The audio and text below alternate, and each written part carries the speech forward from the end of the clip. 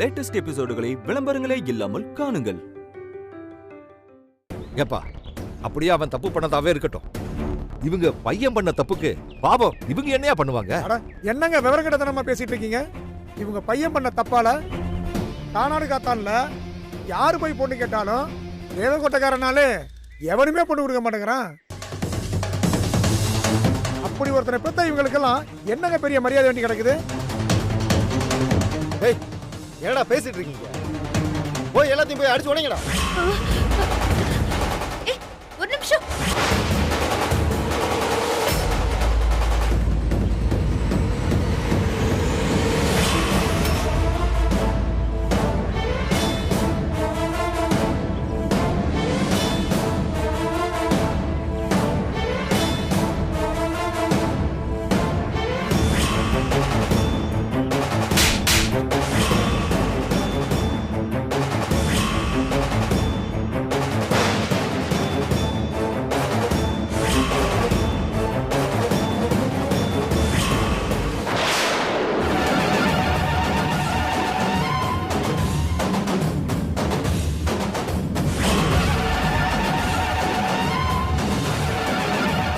என்னையா பேசிக்கிட்டு இருக்கீங்க நீங்களா? புள்ளைங்க தப்பு பண்ணா பெத்தவங்க கெட்டவங்களா தான் இருப்பாங்களா? தோ இப்ப நின்னு பேசிக்கிட்டு இருக்கீங்கல, சுத்தி பாருங்க இந்த கட்டடத்தை. நீங்க கெட்டவங்கன்னு சொல்றீங்களே, அந்த கதிரேசன் கட்டி கொடுத்தது. எம்புட்டு புள்ளைங்களை படிக்க வச்சு டாக்டர் இன்ஜினியர்னு ஆக்கியிருக்காரு. ஏய், அது தெரியுமா உனக்கு? போய் எவ்வளமோ புள்ளைங்க பண்ண தப்புக்கு பெத்தவங்க என்னடா பண்ணுவாங்க? பாரு, போயிடு. இல்ல போயிடு.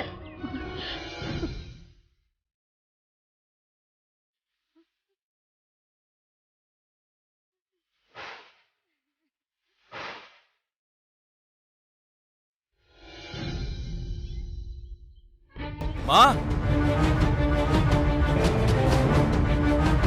நல்லா இருக்குமா? ரொம்ப நல்லா இருக்கு.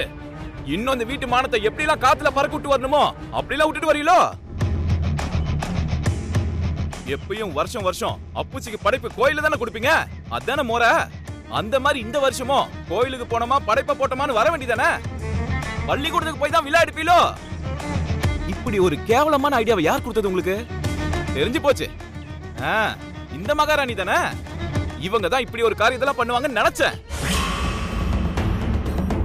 இவங்க புருஷன் ஊர் மத்தியில குடும்பத்தோட பேரை கெடுத்தான். ஆனா இந்த அம்மா அவங்க பங்குக்கு பள்ளிக்கூடத்துல வச்சு நமக்கு கூட கொஞ்சம் அவமானத்தை ஏத்தி விட்டு இருக்காங்க. அவங்க சொல்றாங்களா, இவங்களும் அதை கேட்டு பள்ளிக்கூடத்துல விழா எடுத்து படைப்பு போடுறாங்களாம். பெரிய படைப்பு. மா, கொஞ்சம் கூட யோசிக்க மாட்டியாமா? மா கேட்டுக்கோங்க, இது வரைக்கும் சரி, இனிமேலும் சரி, நம்ம குடும்பத்துக்கு ஒரு அவமானமும் அசிங்கமும் வந்துச்சுன்னு வச்சுக்கோங்களேன், அது இவங்க இந்த புருஷன் முன்னாடி 2 பேரால மட்டும்தான் வரும். என்னைக்கு இவங்க 2 பேரோட பேச்ச கேட்கறத நிறுத்துறீங்களோ அப்பதான் இந்த வீடும் உருப்படும், நாமளும் உருப்படுவோம். அவங்க பேச்சு மட்டும் இல்ல, அவங்கள எப்ப இந்த வீட்டை விட்டு துரத்துறீங்களோ அப்பதான் நம்ம எல்லாரும் நிம்மதியா இருக்க முடியும். டேய் வடிவேலு, இல்ல எப்படி அப்புச்சி தூக்குல தொங்குனாரோ அதே மாதிரி நம்மள தொங்க விட்டுட்டு தான் போவாங்க.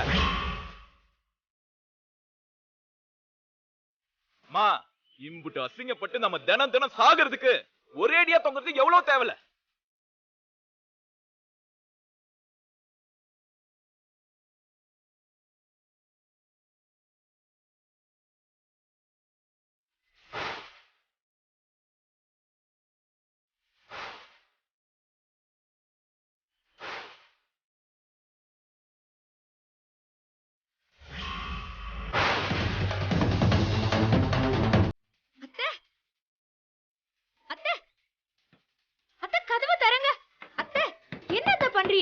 அத்தை, கதவை தரங்க சொல்றேன்ல, கதவை தரங்க அத்தை.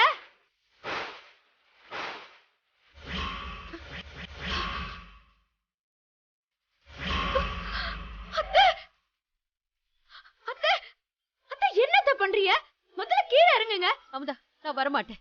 ஐயோ அத்தை, சொன்னா கொஞ்சம் கேளுங்க. அவ ஏதோ கோபத்துல பேசிட்டு போயிட்டு இருக்காங்க. நீங்க ஏன் அத்தை இப்படி பண்றீங்க? சொல்றதுதான் சரி. சரி அத்தை, நீங்க எப்படி முடிவு எடுத்துட்டீங்க? அப்புறம் நான் மட்டும் இருந்து என்ன பண்ண போறேன்? நானும் அப்படியே போய் தொங்கிடுறேன். என்னத்த அமுதா நீ ஏன் இப்படி பேசிக்கிட்டு இருக்க? ஆமா அத்தை, போனது உங்க வாழ்க்கை மட்டும் இல்ல, என் வாழ்க்கையும் தானே. 2 பேரும் தொங்கிட்டோம்னா எல்லா பிரச்சனையும் முடிஞ்சிரும்ல. நீங்க மட்டும் இப்ப வெளியே வரலனா நான் சொன்னதை இப்ப பண்ணதான் போறேன். சொன்ன கேளு. நான் கேட்க போறது இல்ல. நீங்க இறங்கலன்னா நான் இப்பவே போயிடுவேன். அமுதமா, அமுதமா, ஐயோ அமுதா, என்ன அத்தை நீங்க? என்ன தண்ணி, நீ வாழ வேண்டிய பொண்ணு. அவனை பெத்த பாவத்துக்கும் பட்ட அவமானத்துக்கும் நான் தான் போகணும், நீ ஏன் சாகணும்? காசு பணம் இல்லைன்னாலும் மான மரியாதையோட வாழ்ந்துகிட்டு இருந்த, அதையும் கெடுத்து ஈர வழி ஆக்கி புட்டானே இந்த பையன். இனி நான் காலத்துக்கும் இப்படி பழிய ஏத்துக்கிட்டு வாழத்தான் வேணுமா? அந்த வாழ்க்கைய நான் எதுக்கு வாழணுமா? என்ன அத்தை, அவளை பெத்த பாவத்துக்கு நீங்க போகணும்னா கட்டிக்கிட்ட பாவத்துக்கு நானும் தானே போகணும். அத்தை, இதுல தப்பு என் மேலேயும் தான் இருக்கு. நான் மாமாக்கு மரியாதை செய்யணும்னு செய்யும்போது அது இப்படி வேற மாதிரி முடிஞ்சு போச்சு. அதை விட அத்தா, நீ என்ன தெரிஞ்சா அப்படி செஞ்ச? இதெல்லாம் அவன் எடுத்த பேரு. இப்படி எம்புட்டு நாளு அவமானப்படணும்னு என் தலை விதி எழுதி இருக்கோ தெரியல.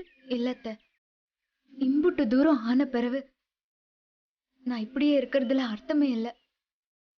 அதனால நானும் ஒரு முடிவு எடுக்கலான்னு இருக்கேன். நீங்க எதை பத்தியும் இனி கவலைப்படாதீங்க. இந்த வீட்டுக்கு ஏற்பட்ட கெட்ட பேரை நானே மாத்தி காட்டுறேன். இந்த குடும்பத்தை தலை நிமிர வைக்கணும்னா அதுக்கு என்னென்ன செய்யணுமோ அதை இன்னைக்கே நான் செய்ய ஆரம்பிக்கிறேன். ஆனா அத்தை, அது வரைக்கும் தயவு செஞ்சு இப்படி அவசரப்பட்டு இந்த மாதிரி எந்த காரியத்தையும் செய்யாம இருங்க. நான் எனக்கு இருக்கிற அம்புட்டு பிரச்சனையையும் விட்டுட்டு இந்த வீட்டுக்கு வந்ததுக்கு ஒரே ஒரு காரணம் நீங்க தான்.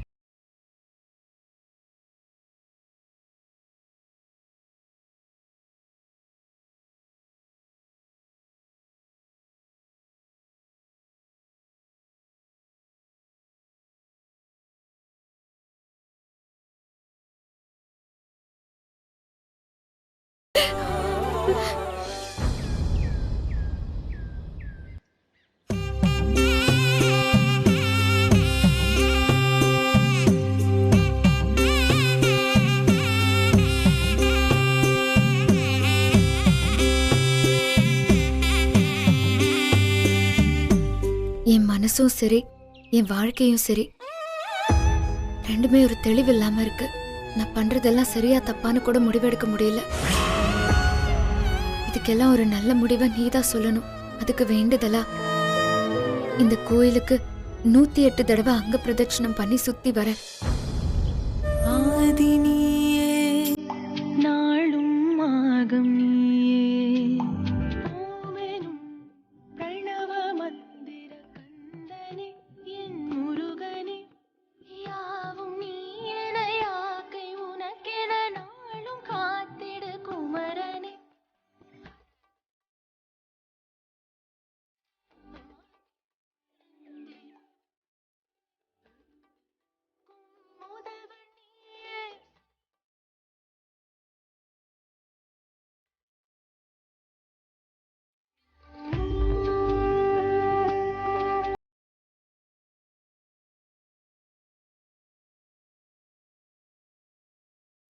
யாரு வீட்டு பிள்ளையோ பாவம் தனியா வந்து வேண்டுதல் பண்ணிக்கிட்டு இருக்கு. அப்பனே முருகா, யாருக்காக இல்லைனாலும் அந்த பொண்ணு மனசுக்காக வாச்சும் அவ வேண்டுதல் நடக்கணும் சாமி.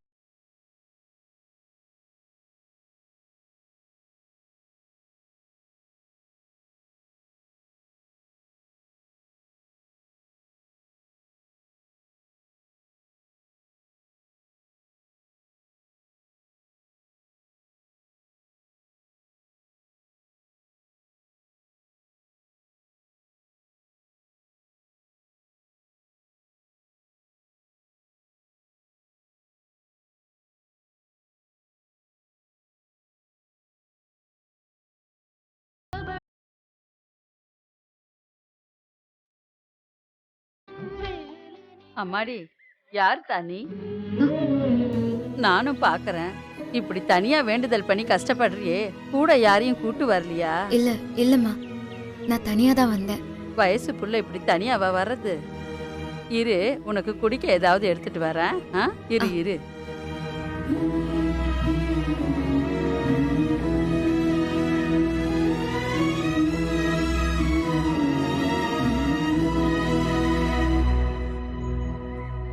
அக்கா,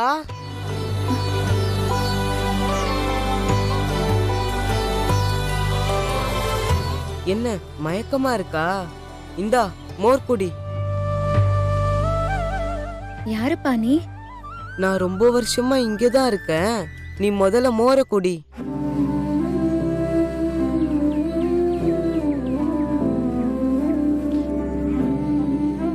நானும் ரொம்ப நேரமா பாத்துக்கிட்டு இருக்கேன். நீ ரொம்ப கடுமையா சாமி கிட்ட வேண்டிக்கிட்டு இருக்கியே, அப்படி நீ என்ன வேண்டிக்கிட்ட? அதெல்லாம் சொன்னா உனக்கு புரியாது. முதல்ல சொல்லு, புரிஞ்சுதா இல்லையா நான் சொல்றேன்.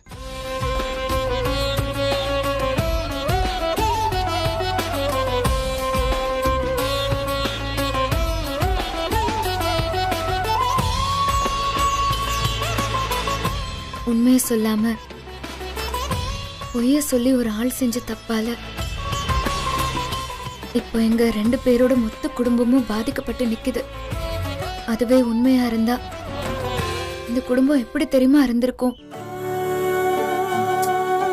எல்லாமே போச்சு. இப்ப என்ன பண்றது, எப்படி மீண்டு வர்றதுன்னு சுத்தமா வழியே தெரியல. வழிதானே, அதுதான் நீயே சொன்னியே. இப்ப நீ சொன்ன வார்த்தையிலேயே அதுக்கான வழி இருக்கே. நீ என்ன சொல்றேன்னு எனக்கு புரியல. இப்ப நீ தானே சொன்ன எல்லாமே உண்மையா இருந்தா எப்படி இருக்கும்னு. அதான் வழி.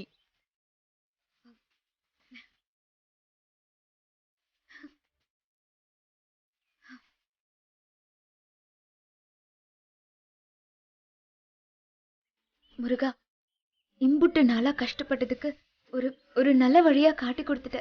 நன்றி முருகா.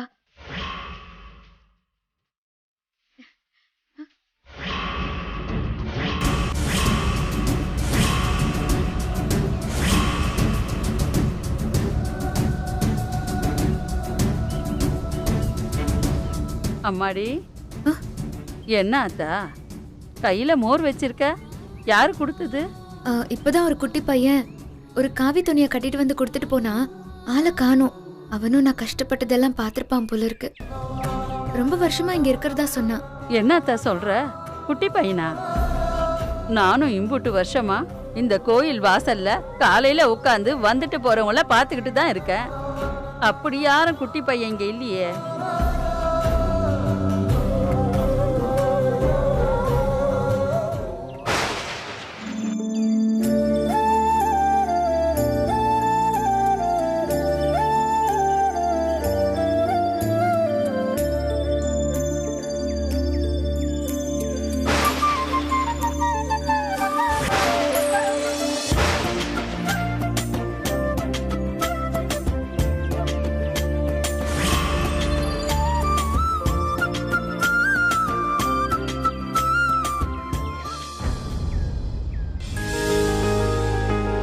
பாத்துடா, அதுக்கு வலிக்க போகுது. டேய், நல்லா அழுத்தி தேய்டா. இந்த ரோசத்துக்கு ஒன்றும் குறைச்சல் கிடையாது. சித்தப்பா, என்னம்மா? அவளை பைக் எடுத்துக்கிட்டு என் கூட கொஞ்சம் வர சொல்றீங்களா?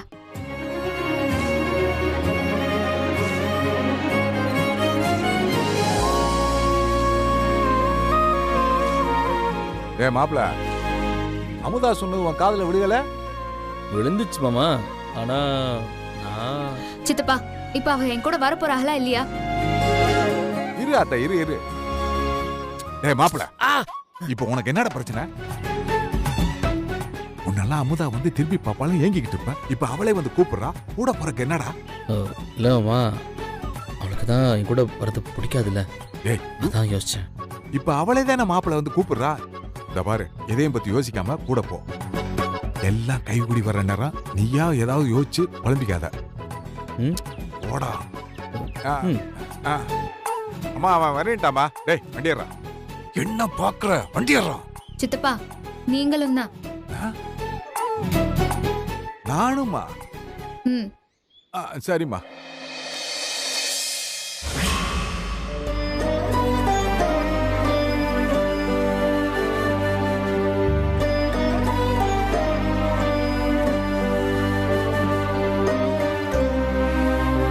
ஏண்டா மாப்பிள, உன் பொண்டாட்டி ஏதோ பேசணும் கூப்பிட்டு வந்துட்டு இந்த ஊமை வெயில்ல ஒன்னும் பேசாம ஊமையா நிக்கிறாளே. மாமா என்னன்னு கேளுங்க மாமா. இப்பா கேக்குறேன். ஆத்தா,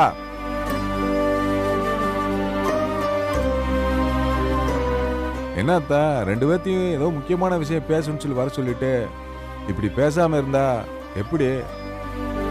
என்ன விஷயம் சொல்லு. ஆமா சித்தப்பா, ரொம்ப முக்கியமான விஷயம்தான். சொல்லுமா. பள்ளிக்கூடத்துல நடந்த விஷயம் எல்லாம் எல்லாருக்கும் தெரியும். மாமா பேரும் புகழுமா வாழ்ந்த அதே பள்ளிக்கூடத்துல நம்ம குடும்பம் மானம் போனது அத்தையால தாங்கிக்கவே முடியல. ரொம்ப மனசு உடைஞ்சு போயிட்டாக.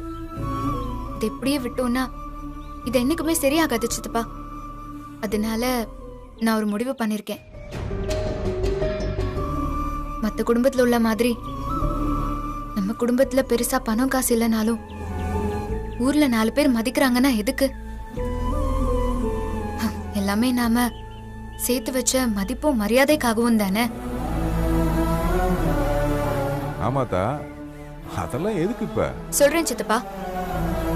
அப்படி வழி வழியா மதிப்பும் மரியாதையுமா வாழ்ந்த குடும்பம் இன்னைக்கு இப்படி ஊரே 4 விதமா பேசுற மாதிரி மாறி இருக்குன்னா அதுக்கு காரணம் என்னன்னு தெரியுமா? வாழ்க்கையில இவங்க சொன்ன ஒரே ஒரு பொய் தான். எதையுமே யோசிக்காம சொன்ன பொய்னால பாத்தியல காலாகாலமா சேர்த்து வச்ச மொத்த மரியாதையும் போயிடுச்சு. இப்ப வாச்சும் புரிஞ்சுக்கோங்க.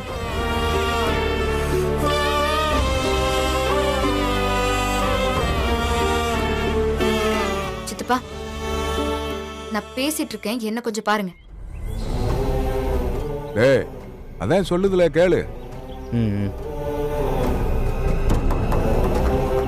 சரி, இது வரைக்கும் என்ன நடந்துச்சோ போட்டும்.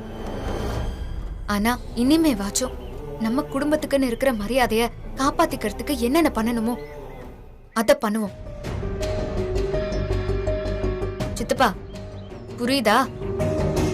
டேய் புரியுதா? புரியுதாம்தா. என்ன பண்ணலாம்? நம்ம குடும்பம் இப்போ திரும்ப இவக பாட்ட அப்புச்சி காலத்துல இருந்த மாதிரி மான மரியாதையோட இருக்கணும்னா அதுக்கு ஒரே ஒரு வழிதான் இருக்கு. இம்புட்டு நாளும் ஊர் உலகத்துல என்ன போய் சொல்லி நம்ப வச்சியலோ அதை இப்போ நெசமாக்கணும்.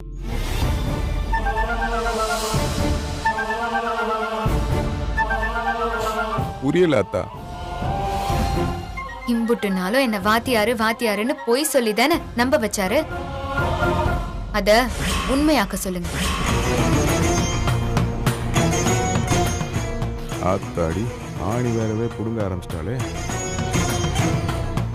இனிமே நான் படிக்கணுமா? ஆமா, இனிமேதான். ஒழுங்கா படிக்க சொல்லுங்க. படிச்சு சொன்ன பொய்ய உண்மையாக்க சொல்லுங்க. எனக்கு தான் படிப்பே ஏற மாட்டேங்குதுல்ல. படிச்சா மட்டும் என்ன, எதுவுமே வரமாட்டேங்குது. நான் என்ன பண்ணட்டும்?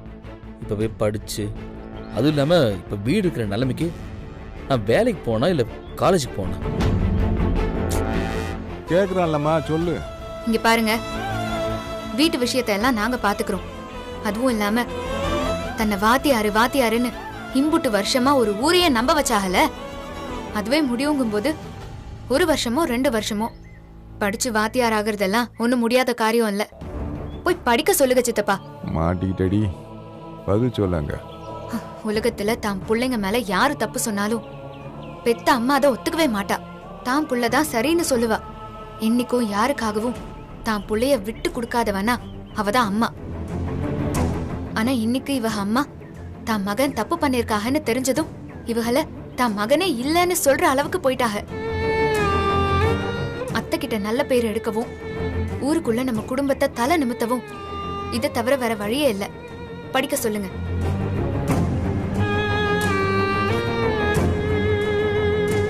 ஒரு நிமிஷம்.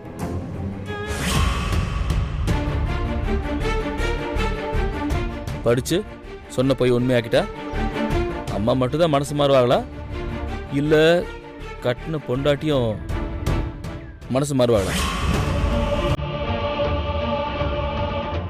ஆ?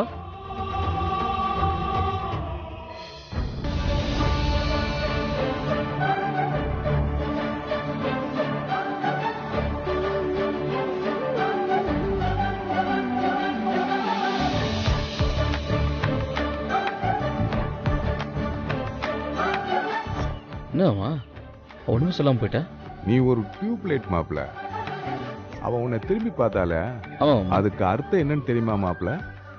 மௌனம் சம்மதன்னு அவ சொல்லாம சொல்லிட்டு போறா. அவ கண்ணுல காதல் தெரிஞ்சிச்சுடா. அப்படிங்கிற? ஆமா மாப்பிள. நீ மட்டும் படிச்சு வாத்தியார் ஆயிட்ட, ஒரு பக்கம் உங்க அம்மா மனசையும் மாத்திரலாம்,